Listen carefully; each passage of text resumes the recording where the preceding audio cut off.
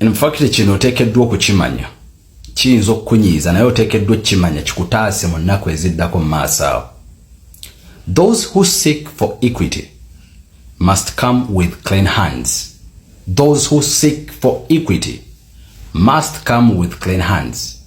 Abo abanoonya obwenkanya bateekeddwa okujja ng'engalo zaabwe nnyonjo, azin nga tebalina mazambi gabali mabega, nga tonnakaaba equity equity equity bwe weetunulatunulamu ku mukono gwo ogwa ddyo n'ogwa kkono bwe kiba kisuse bwe weetunulako naye mabega n'otunula ne mu maaso ddala ddala otuukiridde. Oba naawe eriyo abo abali mu kukaaba nga balaajana banoonya the same equity, banoonya the same justice gy'oli mu kunoonya. Omanyi omuganda omwagamba serukama mayute bwe bakwata ku lirye nti ha. Omuganda omu n'agamba nti sebusiru bwa njoka butannyinizo nti mwe munaawonerawo. Muganda omu n'agamba nti ekijjo omanyi kinyaga bitono embiro tezinyaga byenda. Nti emirundi egisinga byonna tuyinza okuba tubikola naye nga twesigira. Tuyinza obikola mu nnaku zino ezisooka nga tulowooza twetondera ssanyu, kumbe twetondera nnaku mu maaso. Kati ffe tunoonya we tutandikira okukoowoola eggwanga liku seeking for justice. Ng'olwaleero we have people nabo be tubadde tulaba mu butambi nga bakaaba nga tebalina ddoboozi nga banoonya equity, banoonya bwenkanya ne batabufuna. Ekyokubiri, we twagerezaako okuvumirira ebikolwa mu kiseera mu wabikoleranga golowooza weewa ssanyu.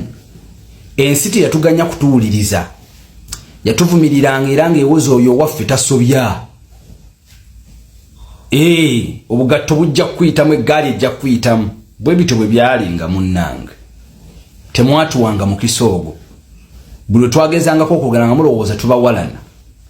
So kakati olwo kikize in opposite way. Omanyi ye Katonda ayinza obutasasulirawo naye bw'aba asasula ate asasulira mu kiro n'okusinga kwekyo gwe kyewakola. Olwaleero olina bawunsa gw'osobola okuba n'omwogolo oluba. Olwalina promota gw'oyinza okuliira sente. Olwaleero olina owe mubende ku kivulu gw'oyinza okukolako effujjo. Olwaleero olina owe mu kivulu kirala gw'oyinza okukolako effujjo nga talina bw'asobola kukola era n'akolima bukolimi. Naye Katonda ayitira mu mulala okusobola okukola revenge eyinza okubeera taafu okusinga ku eyo gy'okoze ku muntu oyo omunaku abadde teyeesobola. Ye Katonda bw'atera okukola ebintu bye. Okuba nti mwagala nnyo okubabebiza, ne mwagala nnyo okubaswitiza, buli kimu n'ekikyamu n'ekibi tukiswitize because nti mmwe muli mu limelight ey'okuba nti mu kiseera kino mwe muliko kati n'ensobi zonna. Team Alien Skin eremeddeko esaba justice, ate gye basaba justice ewa Palaso nabo bagamba naffe etwagala justice for Joram omuvubuka yafiire wa Alien Skin, justice ku bantu abakubwa mu nkuuka. Kwegamba embeera yo ekalubidde ddala. Kankwongereyo n'akatambi naye nga nkusaba subscribe nga atanaba, naawe atana likinga video. Muvodde Katonda kikabiri nkoze kino, kikabiri bakulaba oli mu kino. Netusala nga tubebiza. No, this must stop. Ayagore Palaso yakola kibi nnyo mukivumira ne sekuvumirira. Naye buli lwengezaako kukisindiikiriza ofune justice, mpulirayo ekintu ekiŋŋamba nti naye eriyo amaziga amalala agali emabega ogawadde equity. Gogawadde equity as nga bwe tunoonyayo equity but other people bawadde equity gwe. Are they not Ugandans? Are they not Ugandans? No. Uganda fenna tuli kyenkanyi. Fenna twetaaga obwenkanya. Oba oli ani oba oli fenna tubugwana.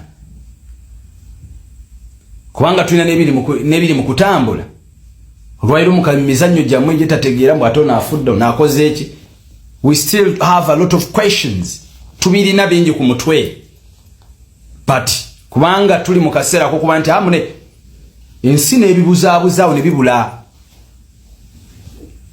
No nno ye mukulu MC Meya agasse eddoboozi lye ku maloboozi g'abantu abangi abali ku ludda olwa Palaso abagamba nti ddala omusajja Palaso kye yakola kyali kisaanidde ekyogenda n'abeera nga awa Alien Skin discipline. Nga bwe mukimanyi ku mutimbagano waliwo campaign oli mugenda maaso era nga abagikuliddemu si balala be baana aba Fangoni Forest babayite abawagizi ba Alien Skin. Bagamba banoonya justice, bagala justice, bagala bosi waabwe Alien Skin afune obwenkanya nti Palaso akye yakola ekyogenda mu maka ga Alien Skin n'ayonoona emmotoka n'ayonoona endabirwamu z'enzigi zonna n'aleka nga aziyiye. Baagala babeere nga bafuna obwenkanya era Palaso asobole okubeera nga mwanatu bw'atyo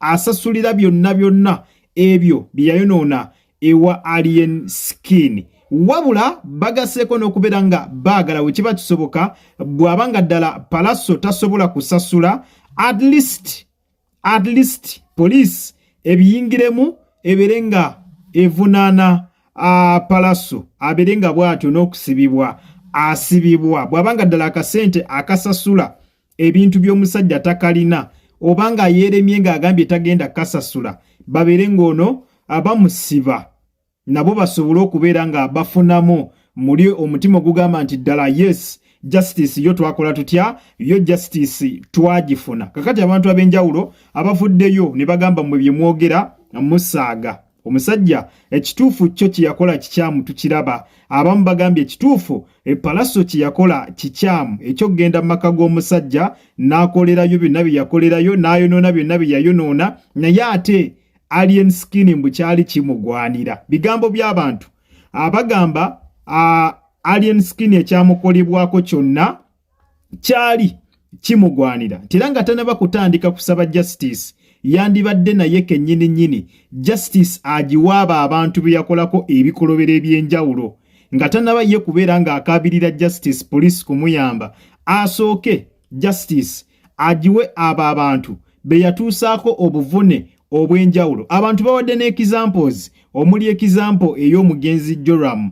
Oyo ye n'enfaye mbu yo teyamanyikwako n'okunoonyereza tekwagenda maaso kwegamba teri amanyi kiki kituufu ekyatta Joram. Kakati awo abantu we batandikidde nti justice esooka etandikiraawo ng'etandikira Alien Skin wennyini nti nga tanaba kubeera nga asaba police justice ku Palaso asooke anoonye engeri gy'asootingamu abantu be baakubira mu nkuuka ng'ate kigambibwa abantu abaabakuba nti baali ba Alien Skin bennyini kubanga Alien Skin yennyini yavaayo ne yeewaako n'obujulizi n'agamba olaba atukuba nkuuka namba kati ate gwe oleete famire y'enkerebwe eyo yali ategeeza famire y'abamayanja. Obwo obujulizi nabwo yabwewaako nti ddala abantu babakuba muki babakuba mu nkuuka. Bingi nnyo ebizze bikolebwa abantu bye boogeddeko ku Alien Skin nga bagamba ekyamazima nga tanabasaba justice asooke naye yeetunuuliremu ng'omuntu kubanga ali mugenda mu maaso n'okubeera ng'asaba justice naye nga tamanyi